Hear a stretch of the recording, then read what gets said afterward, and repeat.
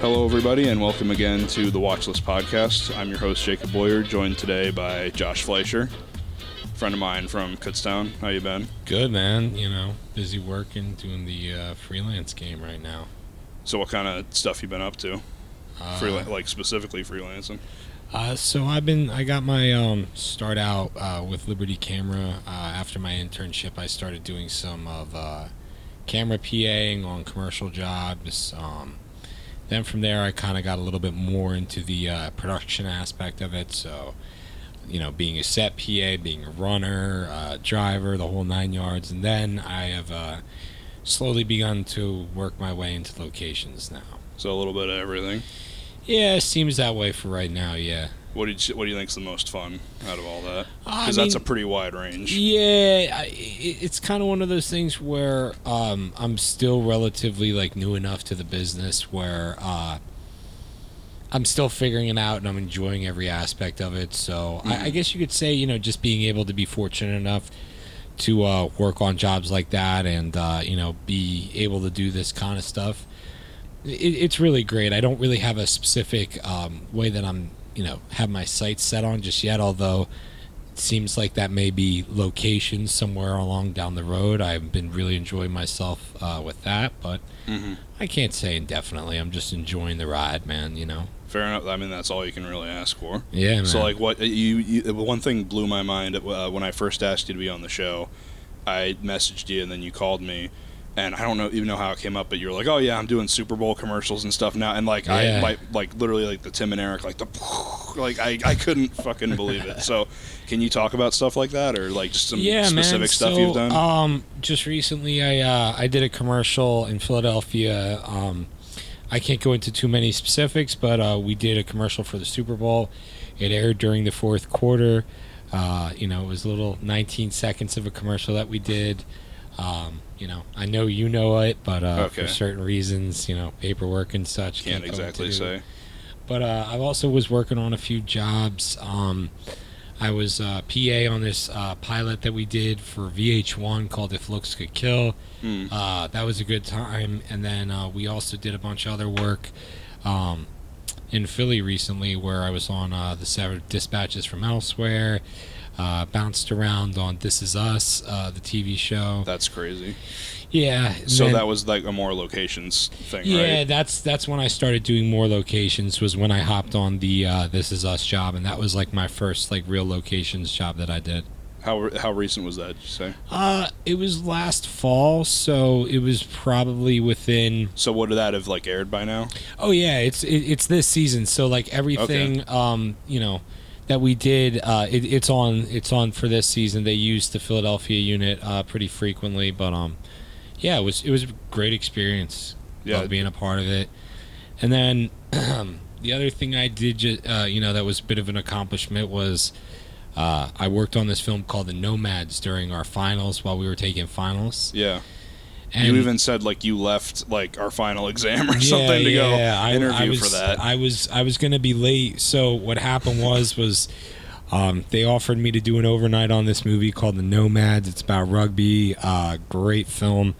Yeah, it was pretty cool to just be able to email a professor and say, hey, listen, you know, we both know who he is, but right. I told him, I'm listen, this is the whole reason I'm going to school. I gotta take this. I'll show up if I'm 20 minutes late for the final. I hope you'll forgive me. You know what I mean? And I took it, and you know, B's get degrees, man. Exactly. Yeah. it's insane. Yeah. And I was surprised because you said it's on Amazon Prime. Yeah, right? It's on Amazon Prime. It was a great project. It's based off of a Philadelphia story. It's kind of a little bit of a Rocky vibe to it, where it directly involves Philadelphia. It's about the North Philly Nomads, which is a rugby organization out in North Philadelphia. You know, it was started during the time with all the budget cuts and everything. Yeah. And it's a great film. A lot of great Philadelphia crew guys and girls and everyone, you know, worked on it. It was fantastic. It was a great job to be a part of. And I definitely think, you know, people, if you're a Philadelphia film fanatic, give it a watch. Definitely, yeah. It was so funny too, because I think for another movie that was on the podcast, I was watching something on Prime, and it popped up in my recommendations, and I didn't think anything of it. But then when you were like, "Oh yeah, I worked on it," I was like, "Oh, holy shit!"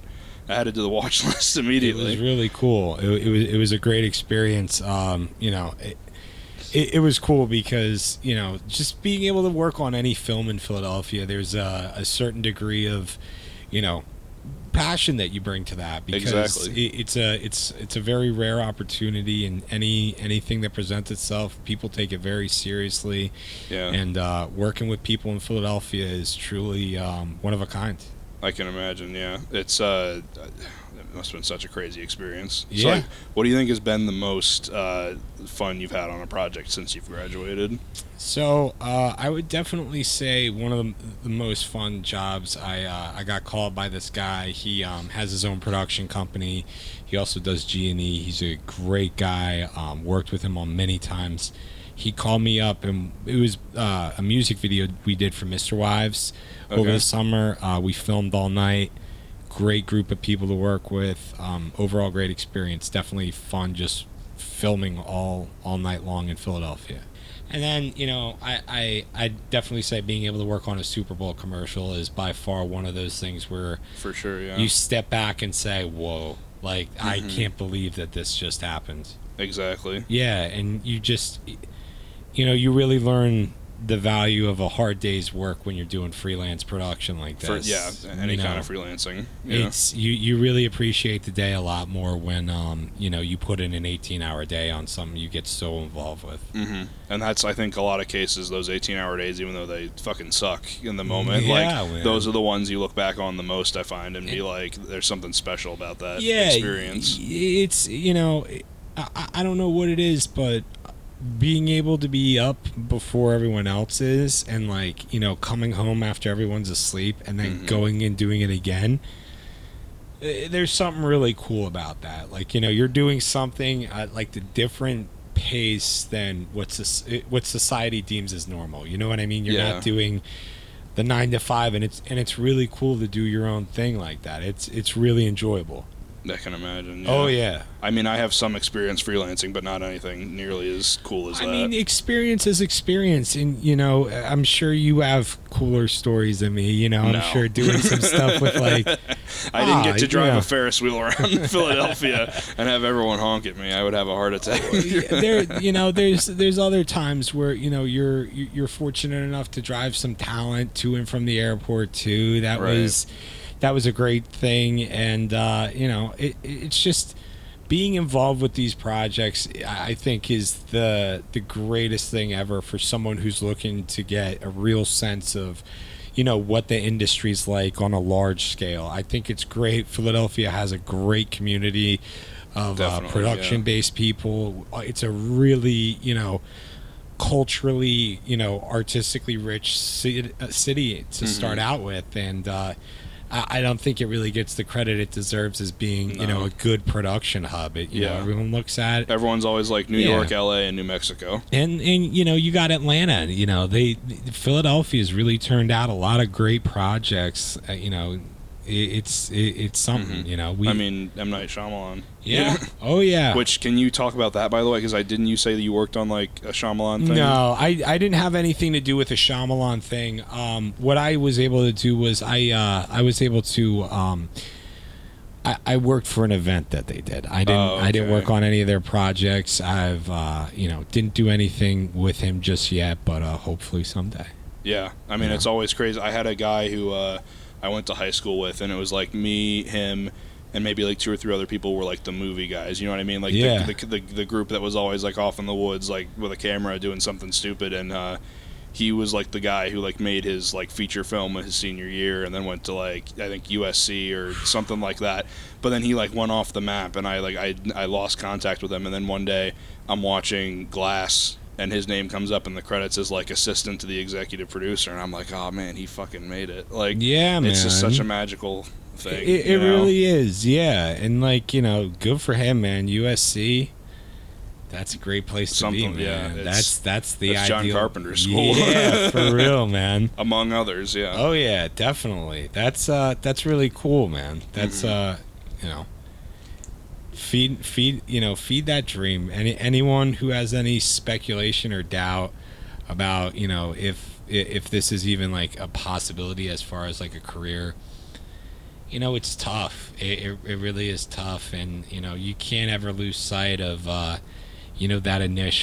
moment where you fell in love with this and said, something, I'm crazy enough that I want to be in this business. Exactly.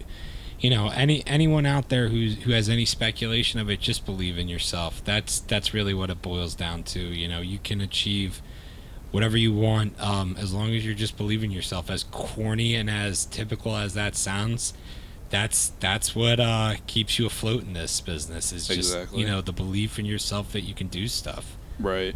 And you said the moment. It's funny you say that, because every single episode, I mentioned it in the first episode, I think anyone who wants to do whether anything artistic, really, songwriting, drawing, movie making, whatever, they all have they're all kind of inherently drawn to that, I find.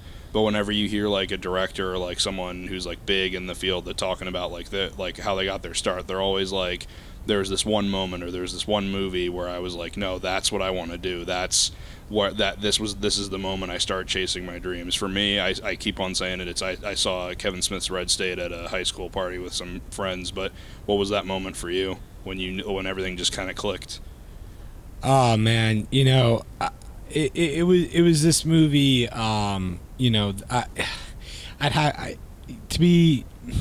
Looking back on it, it has to be Invincible. Looking at that movie and being that it was from Philadelphia, I was blown away by the story, but the fact that it was filmed in Philly and it was so great. It told the story of the Philadelphia Eagles.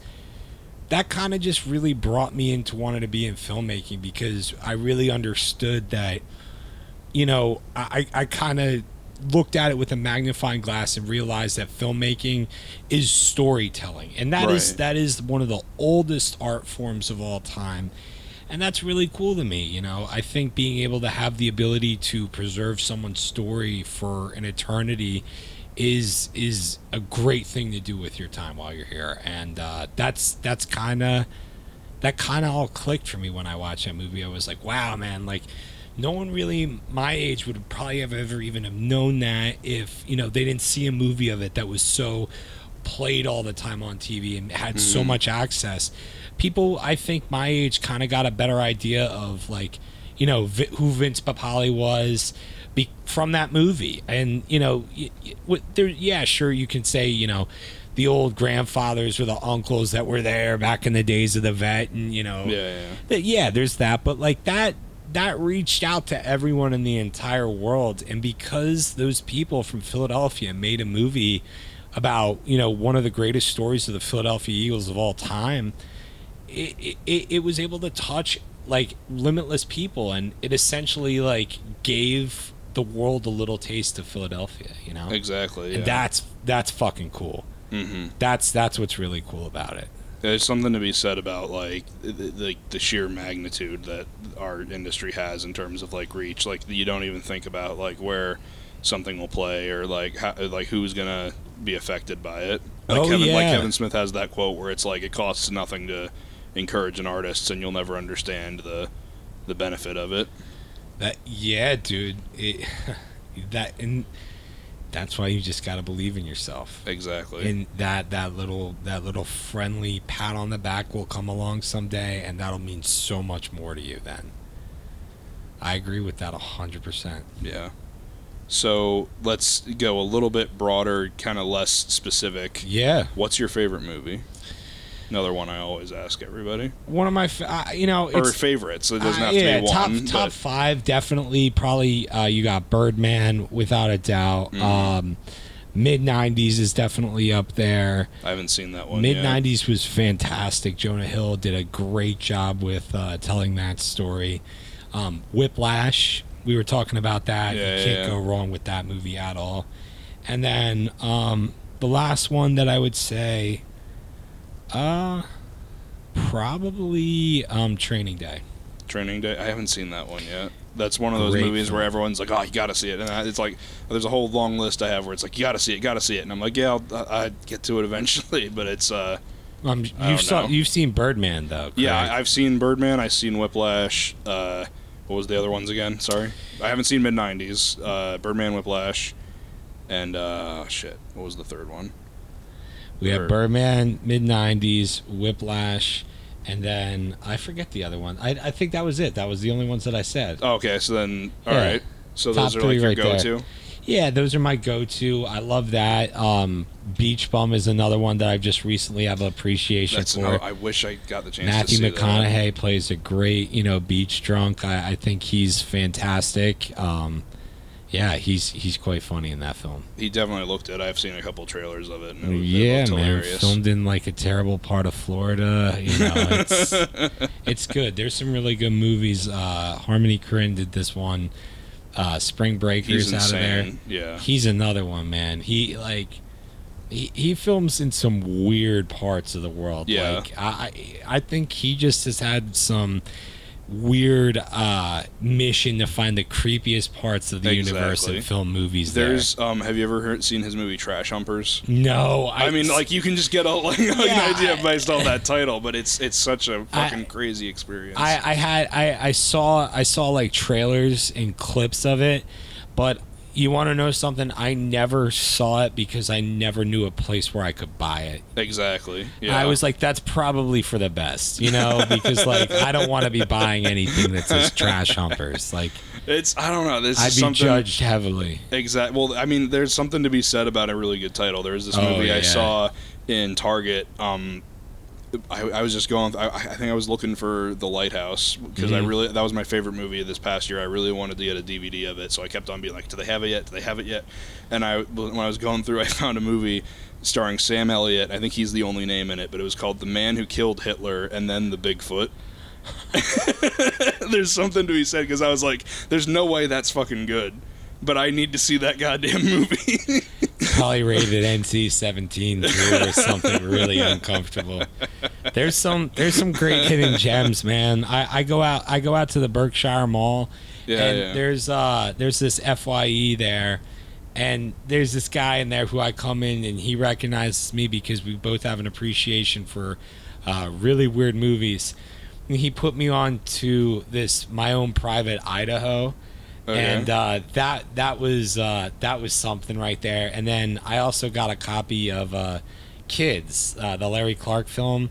I haven't heard of that one. So little mainstream reference. Mac Miller did a very famous mixtape called Kids, and a lot of the sound bites were picked from that movie. And it's a really big 90s film that came out, super art house.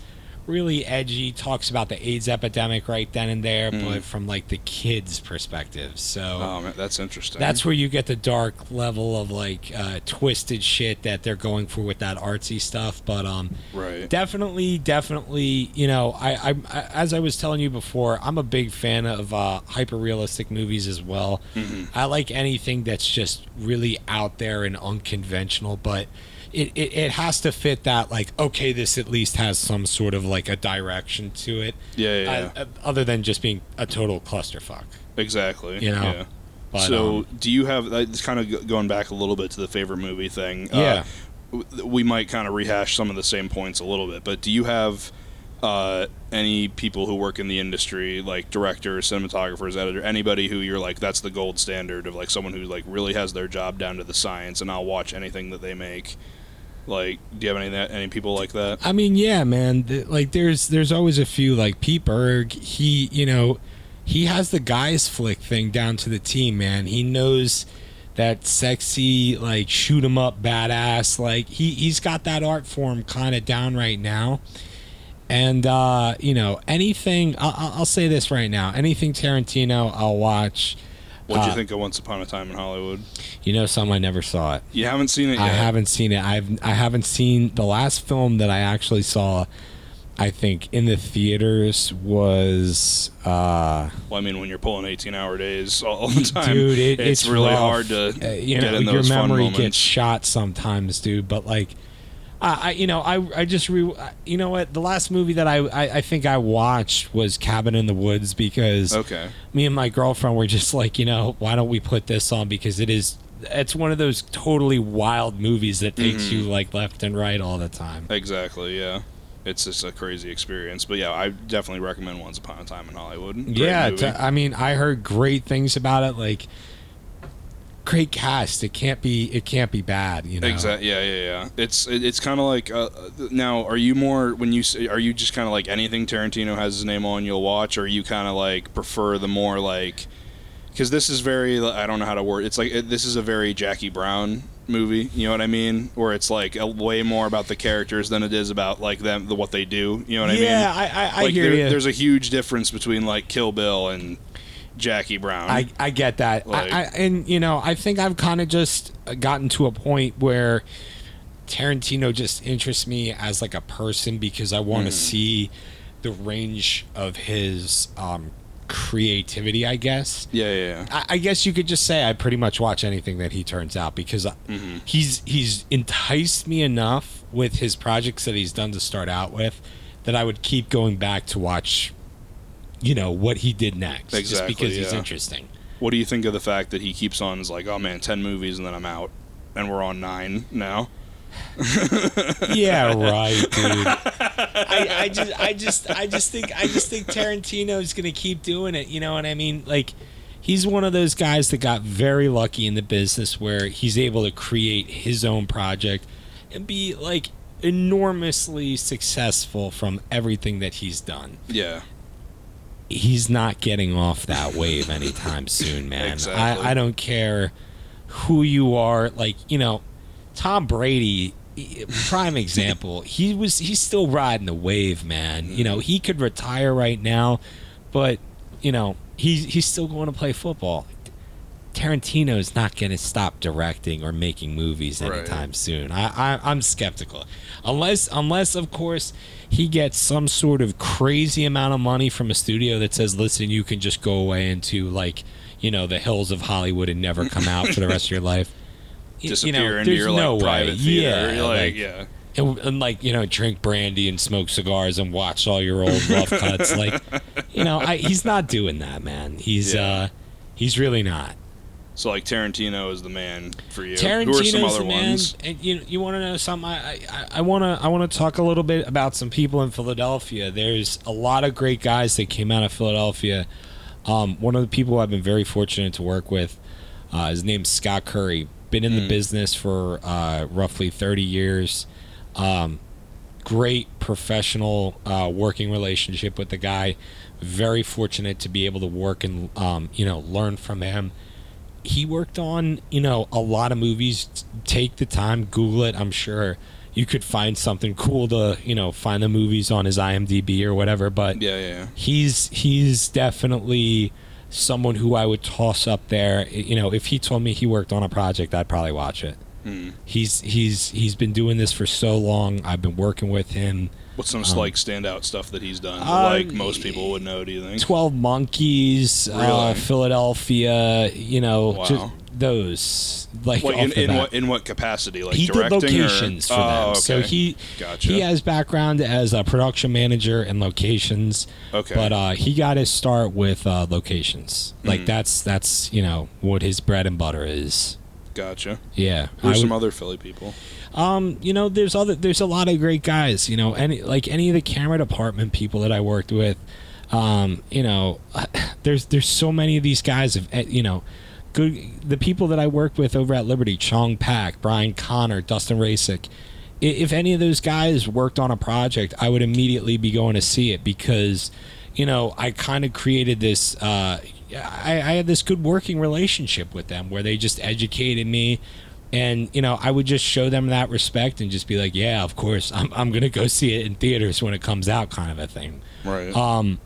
All those guys. There's so many people in Philadelphia that, you know, I'm sure we could go on for hours with the lists of people, but anyone in Philadelphia who I have a working relationship with, they told me they have like a national spotlight, anything like that, you bet your ass I'm going to be watching it and text them and saying, hey, it was great, man, or hey, it sucked, man. You know? Like, I'm going to do that 100%.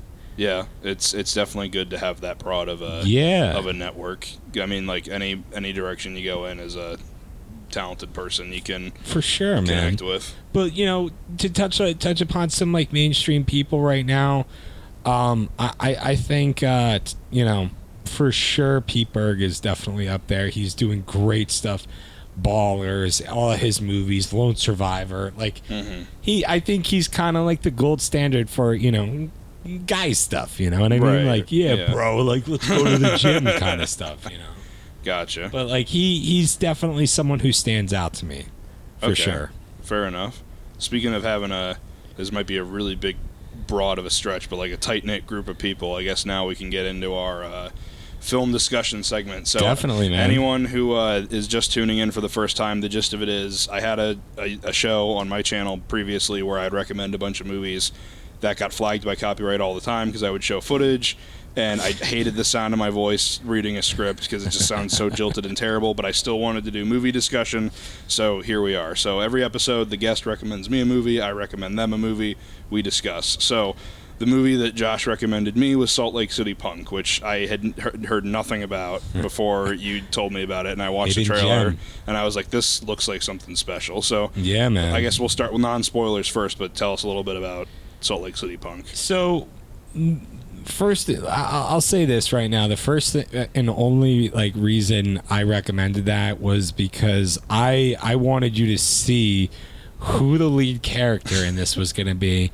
and I wanted to know if you were going to be able to be like, holy shit, I can't believe this guy could actually act. What the hell happened to him? Yeah. But I kind of liked. I think one of the big messages that stood out to me about the film is, it sucks being on your own, man. Being different and seeing things differently and having your own perceptions on things. It sucks being that isolated loner, because almost if you have unconventional thoughts and different approaches to things, you're viewed as weird because most people just can't comprehend that. And I think SLC Punk does this great thing of being able to say, hey, fuck it, sometimes shit sucks. Be pissed off, but eventually know how to move on with your life. You know what I mean? Don't get stuck in a rut. And I think that's a really good message to send in a film. That's just broad and generally speaking. The whole where he goes off on his rants, where he just talks, it's incredible. And I'm curious to think where his career would have gone if he wasn't fucking Shaggy from Scooby-Doo in that movie. I think that's all he's doing these days is he does the voice of Shaggy, and that's it. Dude. Because I did a little bit of reading about this movie. They did a sequel. I haven't seen it. I don't know anything about it, called Punk's Dead. I think it was in 2014 or something, but he wasn't in it. And then I was like, okay, well, what was he doing that year that he couldn't be in it? And there was 18 Scooby-Doo credits for video games and cartoons and all that. So, I mean, the guy's getting paid. Yeah, he figured out a way to get a steady paycheck. But I mean, it's. But let me ask you, from a perspective, do you think that based off of his performance in SLC Punk, do you think he has range? Yeah, do you think he definitely does. I've seen him. Of stuff? I will admit the first time I did ever see him was Scooby-Doo, first one. Same. But I've seen him in other stuff, where in Scream, and he was in this really weird medieval movie where he was a king or something like that. He has he does have a bit of range, but it's I think because that I saw him in such an iconic role to start with. That's how I'm always going to kind of see him, you know what I mean? Yeah, and there's just some moments where it's unavoidable. There's some actors that they get so tied with a role that it's really hard to separate. Yeah, it's hard to separate, but he does have a lot of range. It was very impressive. He could really deliver, man. It's really unique to be able to see these actors really make you feel their perspective. There's all these people who could be oh wow, he's so funny, oh wow, this guy's awesome, he's such a heartthrob, or this chick's gorgeous or whatever. He just makes you feel holy shit, this guy's making a really good point here. I really get it, but it's kind of a sad movie too, with it's drugs. I'd argue a really sad movie. Yeah, man. It's very rough. strange because it starts off for those who don't know what it's about. It's literally just I want to say maybe a couple months in the life of this tight group of friends as they all kind of realize hey, we got to go actually do shit with our lives, and one by one they just leave. But what I was really impressed by was like the first half hour is just like, here, let's go down the line and like introduce each person and get to know them and like what their personality, like the foreign guy.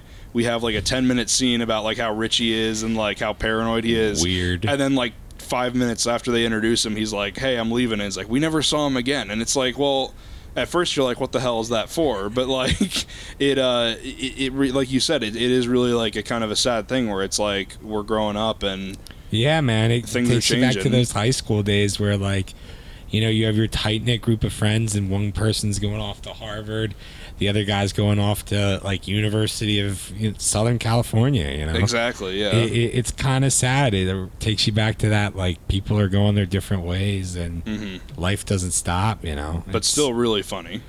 Definitely Hilarious really movie. funny, man. Definitely really funny, but I thought it was a great film, man. Great overall message. I'm really big on, you know, films having good messages and context to them. Anyone could shoot something that looks good. What I ultimately look for is stories like that really stand out. Yeah. And it like you said, the performances are great. I love the way that it was edited.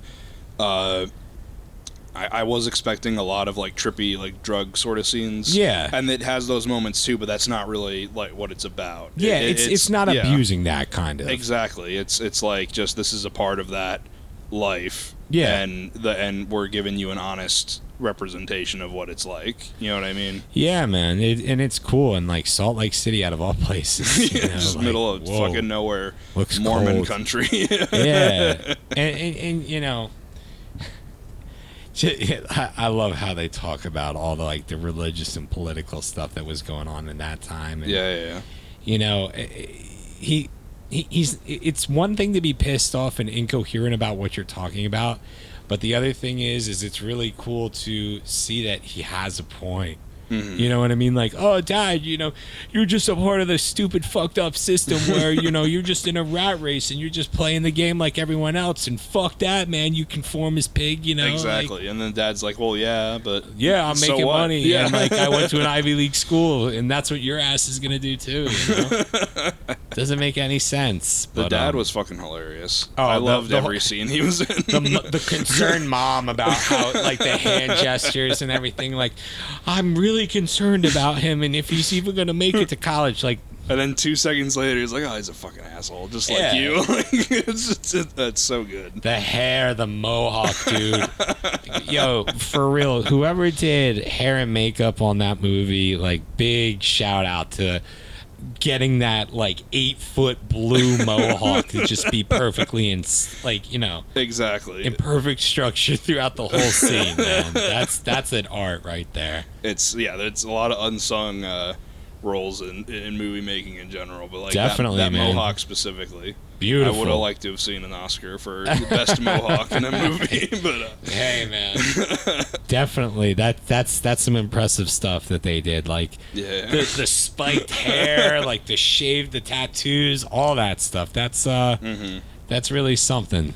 I will say, yeah, it's a really funny movie. I mean, I guess we can kind of get into spoilers a little bit, but so yeah, if you haven't seen Salt Lake City Punk, I forget how you can watch. I think you can rent it on Amazon, Prime and all yeah. that. Yeah, I forget.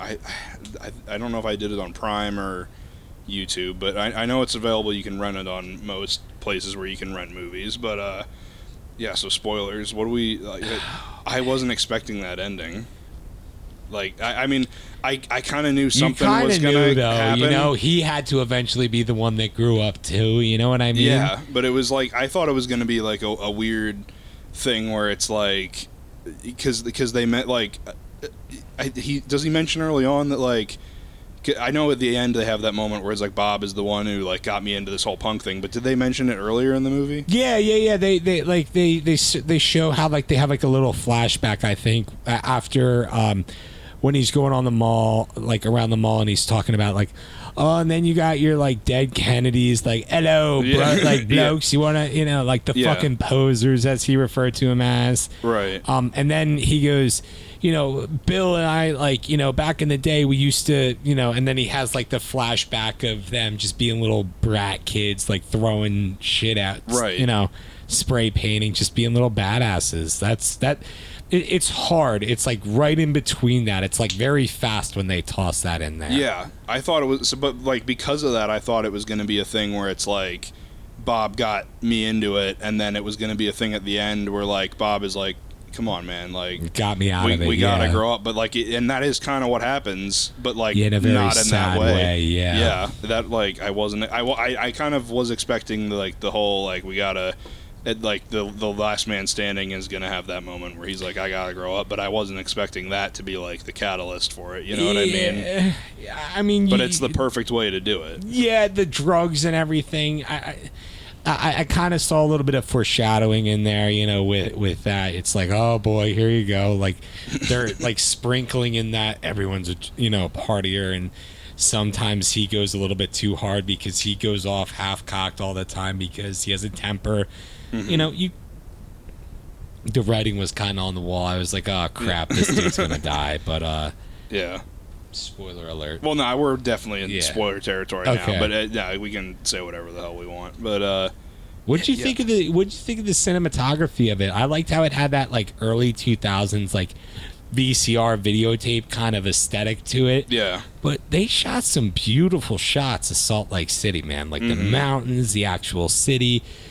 It was pretty It's pretty nice. much a character throughout the whole movie because it's like almost every single scene there's something about like, oh, I hate it here, like this place fucking sucks, fucking Mormons, but it kind of grows on you. Like he has that moment where he's like, yeah, it sucks and everything, but it's home. Like, you know what I mean? Like it like this is where I'm from. It grows on you. Mm-hmm. It's such a unique way to incorporate the location, like I said, almost like a character. Mm-hmm. But to answer what you said about the cinematography, it does have that kind of like home video kind of feel to it. Friday night, exactly. Yeah, and I mean, I'm sure that's partly because it's like 1998 when it comes out, but it's like I did kind of get that feel where like especially the party scenes, it does honestly feel like the guy is just there with like a VHS camera following Matthew Lillard around as he's like introducing all the people individually, you know, the like drug dealer. I love that scene so much.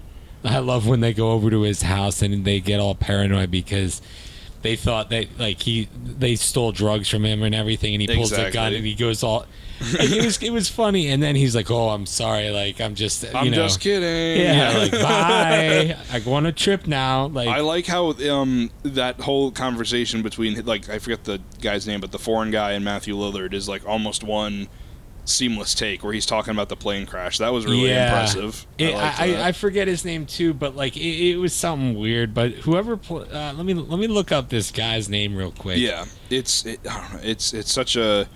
I mean, like, it's not terribly impressive because it is like they're just kind of sitting at that like kitchen island talking, but like the range of emotion that they both go through, where like he goes from the foreign guy goes from paranoid to angry to like.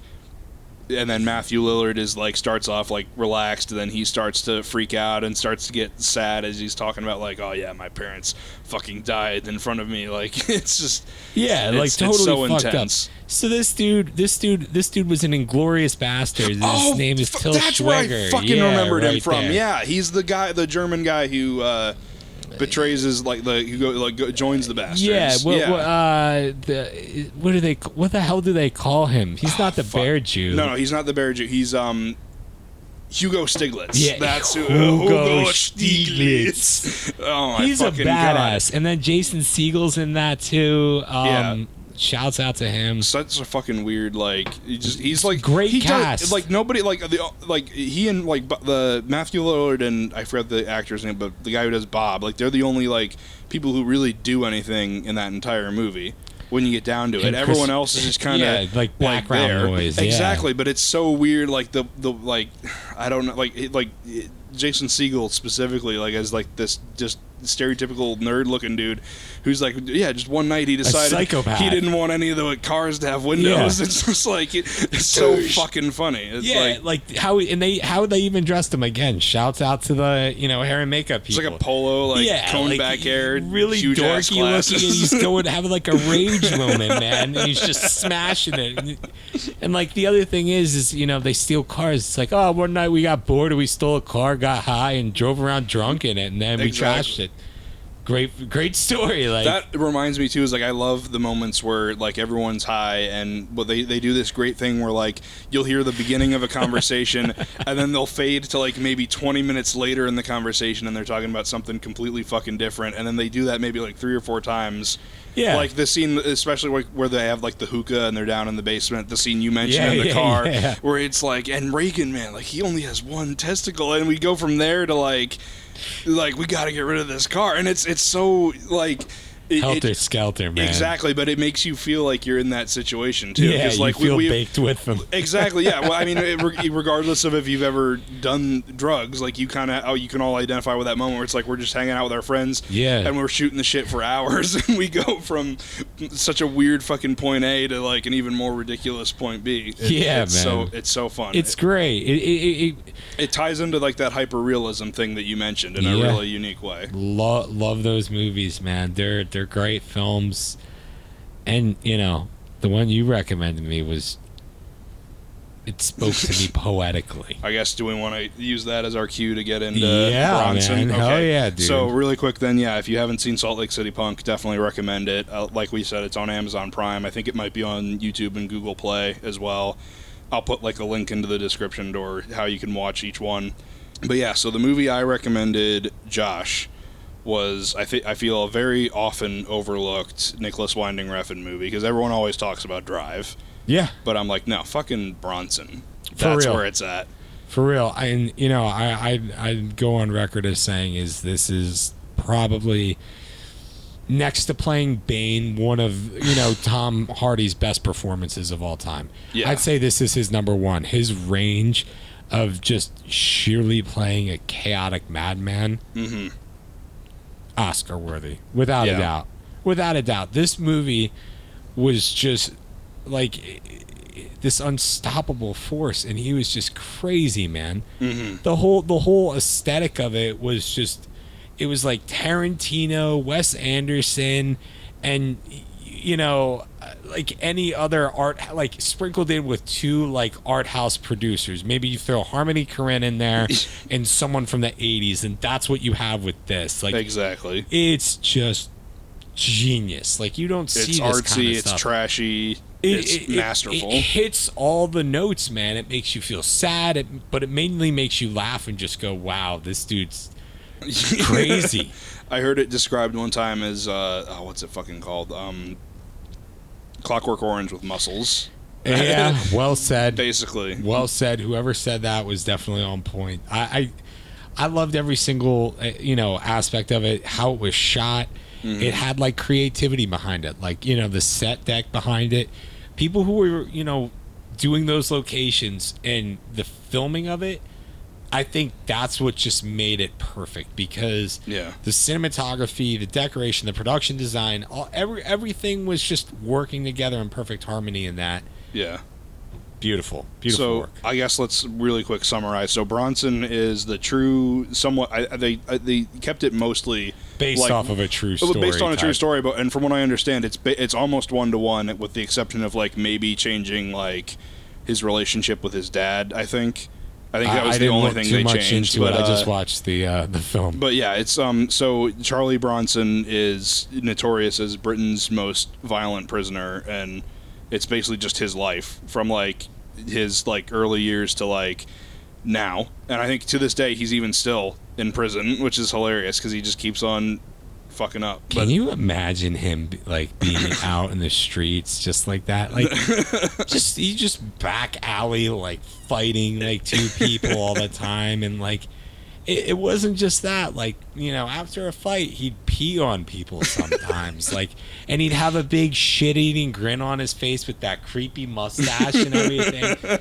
And Tom Hardy, I have this thing where I say I feel like he played that actor, like that role, a little too well. Yeah. That was a little too natural for him. You know what I mean? Like, I could see Tom Hardy when he's not acting, like beating the shit out of people in back alley. Yeah, and pissing on someone. I could totally see it.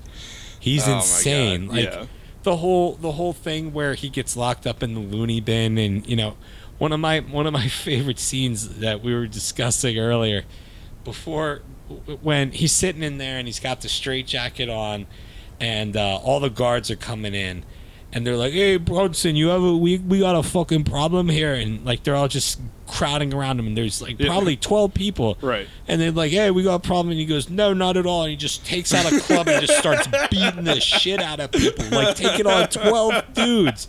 And he's like gonna lose that fight, but he's still just trying to get in as many hits as he can. Exactly. It's so like it's such a weird character study when you get down to it. It's just like, but it doesn't say anything about his character. It's just like, hey, look at what he did.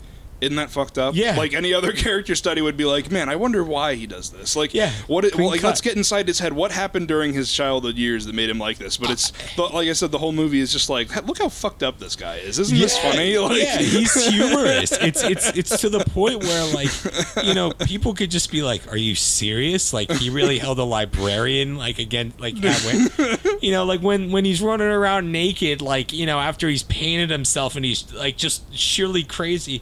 He has the librarian. He goes, "Oh, don't you do anything crazy? I have a librarian up here, and he's in a lot of trouble." And I'm like, "What? Like that's your hostage approach? Like this dude's crazy." Exactly, and it's like, and it really says something about him too. Is that like he wants to cause trouble, but like he has his principles too. Yeah. Where like he takes that guy hostage, and he's like, "Just sit on the fucking chair," and then he sits down, and then 2 seconds later, he's like, "Yeah, kids." And it's just like, it's such a quick switch. Like, he's just like, it doesn't mean, like, he doesn't mean any of what he says. It's all literally for attention and just so he can beat the shit out of people. That's all he cares about. And it's so funny.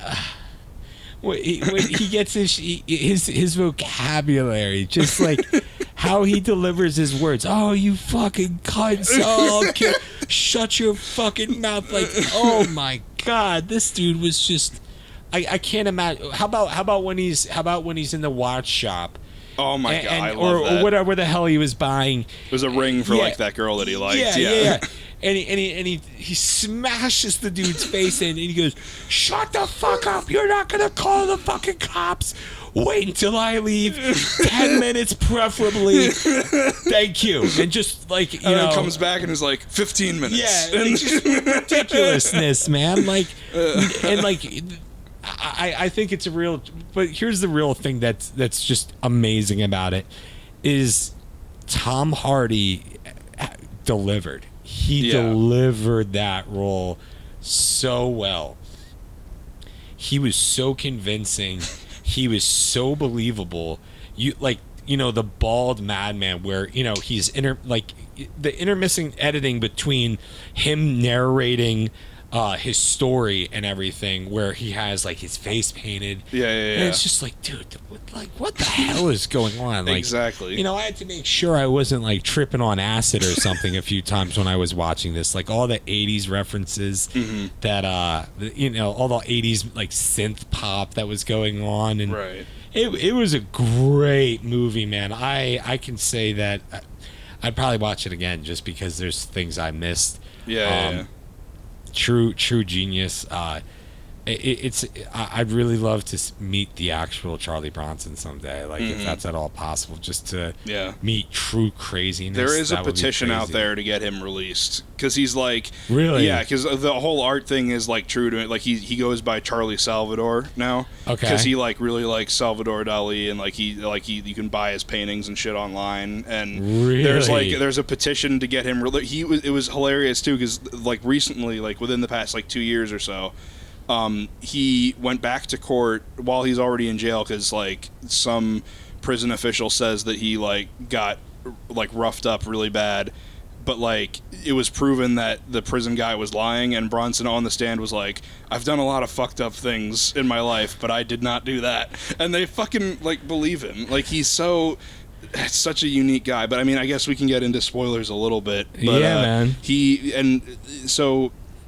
Well, yeah, we said with the painting, like, what do you think about the ending? Because, like, I was hoping that there was going to be maybe a little bit of a chance that he can go back out into the world, and they quell that. I was hoping, to be honest with you, I was kind of hoping he was going to be, like, still on the run. You know what I mean? I hope I really wanted to see him not get caught. I wanted to see him still being out. Like, I wanted him to be like Batman, pretty much. Like, still beating the shit out of people in the streets, after, the bars closed. Like, exactly. I genuinely wanted that to be a real thing because, he's truly uncontrollable, but like he's not gonna like do anything that really damages. He has anything. his like yeah. he says he's like I wasn't bad. I had standards like.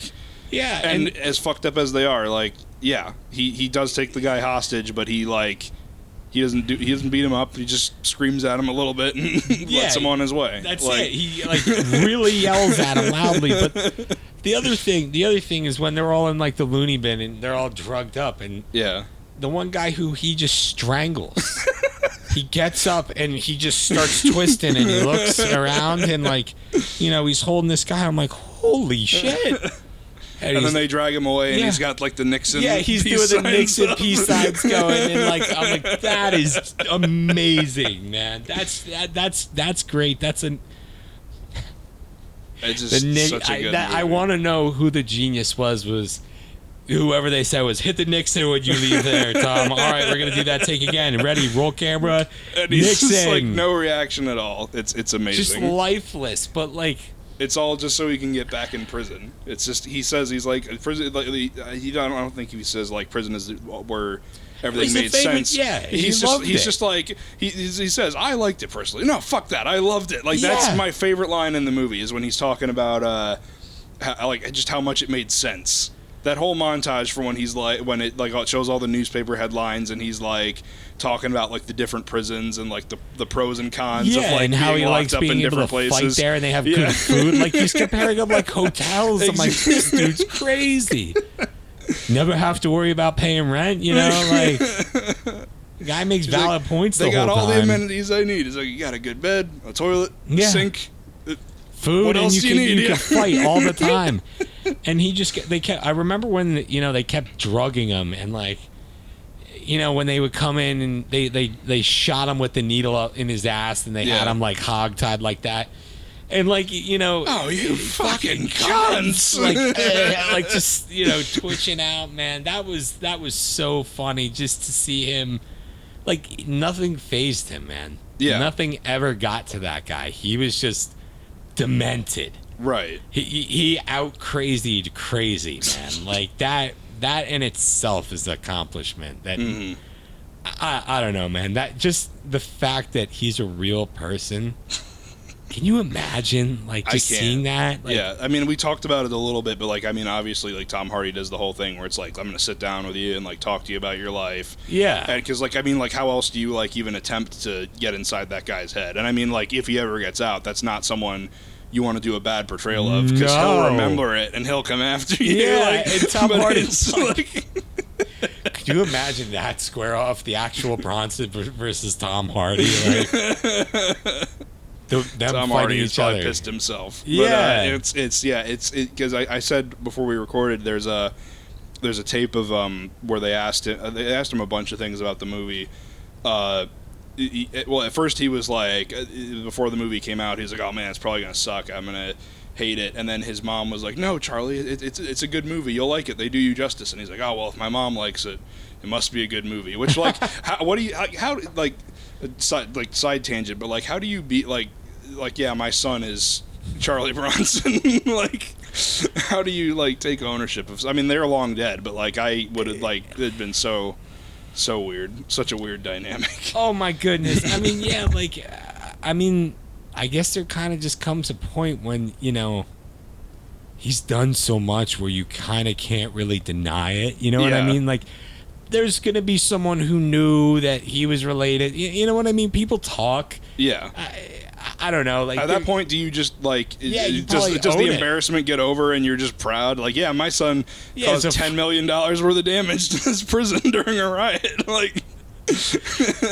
He's such a good boy. We always knew for big things, All my life, I wanted to be famous. We knew.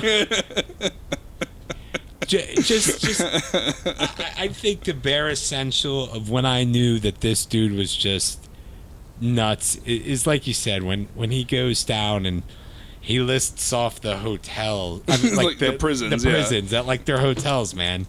Like, oh, there's great food here, you know, great As blokes, he's like spitting you know. blood onto the eggs that they pass him under the door, where he's like, yeah, I don't like this place, but the staff really make it a memorable experience as they like beat the shit out of him with the fucking batons, and he's like got a ball gag or some shit in his mouth because he's gonna bite him. Like, oh my god, he's dude. I don't know, man. It spoke to me poetically sometimes too, because just being a madman like that, dude, like, yeah, there's some like glamour because no one can fuck with you when you're that level of crazy, you know? Like, exactly. You're just demented at that point. But there is kind of like a weird like sadness to the movie too. Did you find that at all?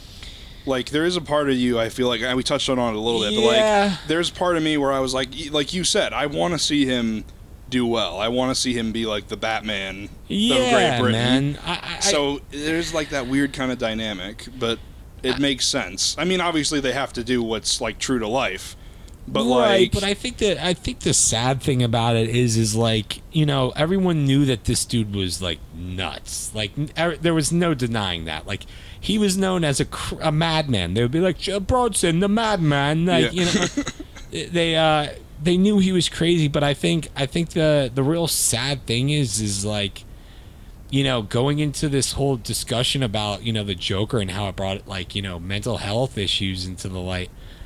Back then, man, they didn't know how to take care of people like that. You know what I mean? It really just kind of makes you go, hey, gee, I wonder what would have happened if, like, we could have helped this guy, you know? Like, right, yeah. I wonder, like, you know, like that art teacher who's trying to, like, rehabilitate him, and he's like, this is going to be your break, and then, like, just right back to snaps his old ways. And loses his mind and, you know, paints himself and, like, looks absolutely terrifying. Yeah.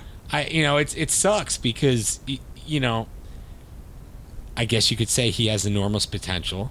Mm-hmm. And to think that, you know, society kind of failed someone like that, because clearly he couldn't help himself, man. Yeah. You know, and I just would have liked to have seen him be a little bit more successful, I guess. You know, he meant well. I don't know if that, whatever like, the hell that means. Yeah, like whatever that meant. Like, he didn't, you know, purposely kill everyone he saw. There was like reasoning and rationale. That's even said too. Like, he says, he's like, I've been in jail 30 years. I never killed anyone. Yeah. Like, and when you look down at it, like, he goes to jail the first time because he stole like $20 from a post office at gunpoint, and then the whole rest of the time he's in jail is just because he keeps on beating the shit out of all the guards. Yeah, and he like, loves that's it. All he's it's done. Competition. He talks about. He literally says it's competition for him.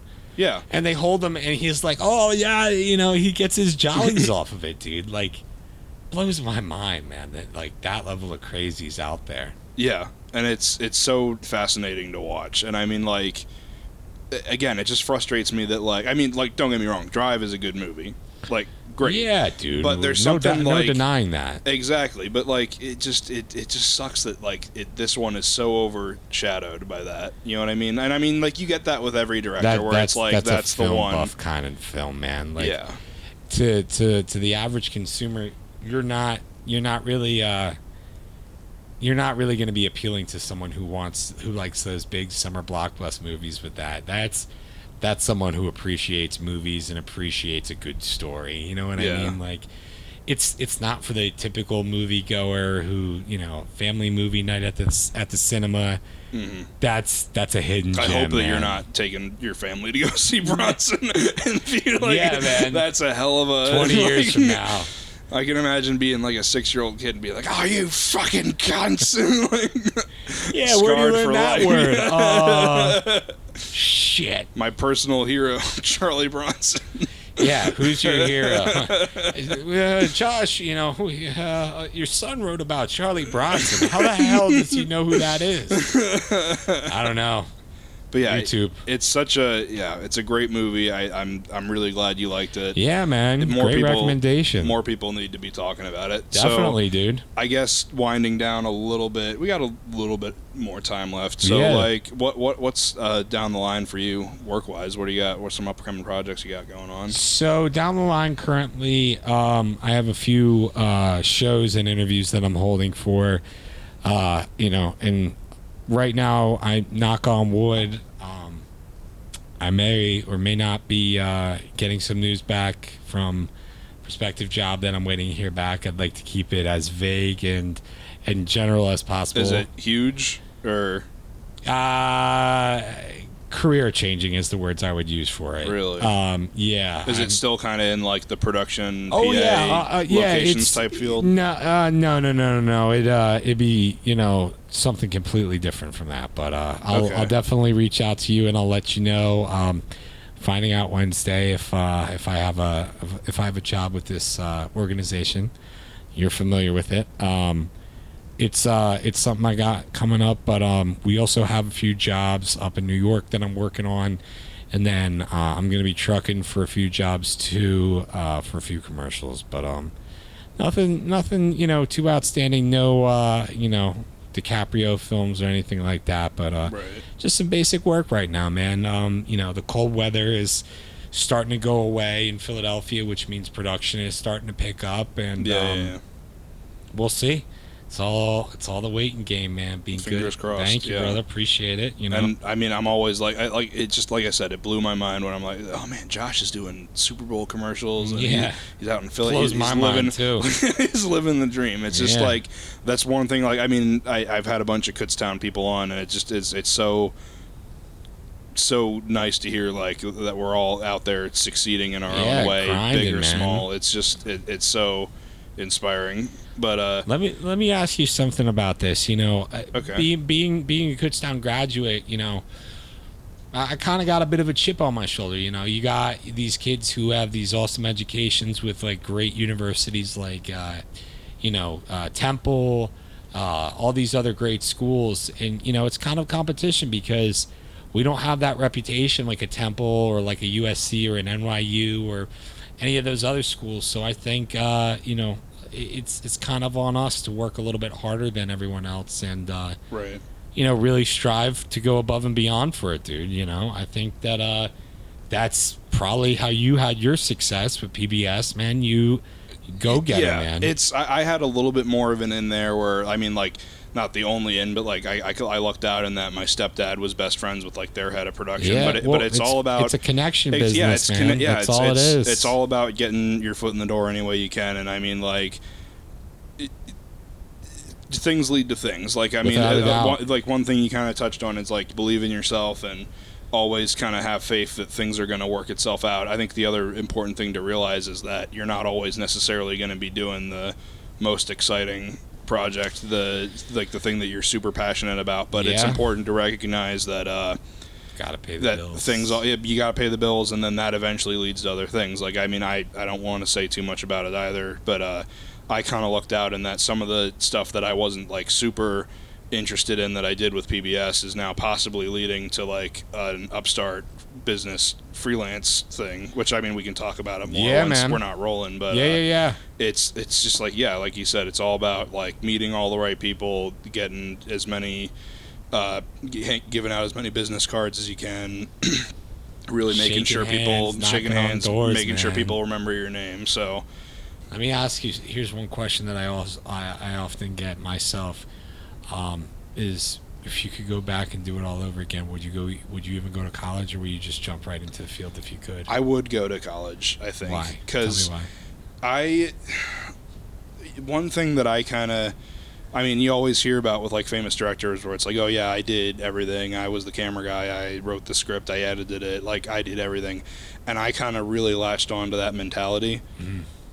And that is just not how the world really works anymore. You know what I mean? Like you don't really have many Robert Rodriguez's or Tarantino's who did everything and got their name out there. So the thing that I kind of am always kick myself about is when I was in college, I had this whole thing where it's like it's me against everybody else, and I have to be better than everybody else. And then I get to like maybe my first semester junior year, and I realize, well, some people just really want to be good sound operators. Some people only give a shit about screenwriting. Mm-hmm. Like no one cares about being the best. They all want to help each other out, and I didn't pick up on that. So I think Team sport. I mean, like, yeah, it's not always for everybody, but I think that for me anyway, that like last like year and a half of college was like a big collaborative process where I got to like get to know a lot of great people like yourself. I mean, we didn't really work on a whole lot of projects together, but I mean, it's like you said, it's like getting everybody's, like, making sure everybody knows your name, and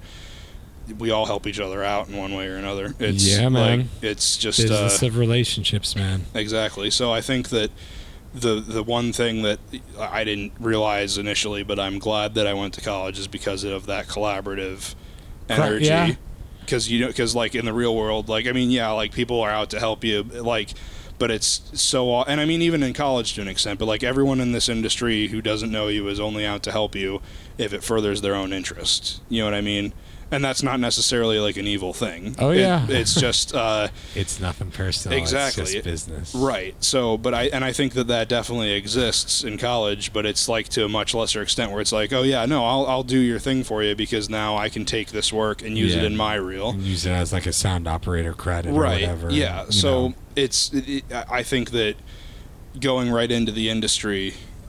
There is the people have had success in that, but I think I'm really grateful for going to Kutztown and getting that experience, working with people and meeting some cool professors, and still get like making all those like shitty movies with my friends on weekends and just honing my skills. Being like, fuck, this has got to be by Wednesday, and I don't get into the editing studio until 10 a.m. on Monday. The one thing that I always like to say, because like people would always stress about deadlines, and I mean, like, yeah, I mean, with the fucking demo reel, I like stressed about it to high heaven. But the one thing that one of the pieces of advice that I've always liked is that I had this mass media class in high school where it was basically like a year-long condensed, very baby version of what we did at Kutztown, where it's like, here's a few weeks of working on like what a news show is like. Yeah. Here's a few weeks of like making a little short film. The final project is like make a fake movie trailer. Right. So,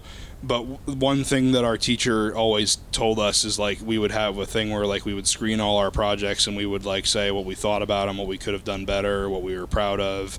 And he would always preface it. He's like, everybody, let's remember, projects are never done. They're just due. No matter what happens, you're always going to think there's like the one thing you could have done better, but at some point you just have to accept that it's the best you can do. You got to let it out in the world and see what happens. Pray to God you don't get murdered for it. Exactly. Pray to God Charlie Bronson doesn't come out and beat the shit out of you. Yeah. Covered in black paint. But yeah, I guess on that note, let's wrap it up. Yeah, man. It's been great having you on, Josh. Absolutely, dude. Pleasure, definitely, man. Thanks for having me, I'd love brother. to have you on again sometime. Talk more freelance stuff, crazy movies with you. So, and again, thank you guys for watching the Watchlist Podcast. Tune in next time. We're going to have my friend Stefan Fulton on. He is a freelance videographer, owner of FCMG Media. Or, no, the Full Coverage Media Group. He's head of FCMG. My bad. We're going to be talking about a movie he recommended me. It's either 2012 or 2013 Dredd, the remake with what's his face? Oh god damn it, what's the actor's name? Carl Urban, yeah.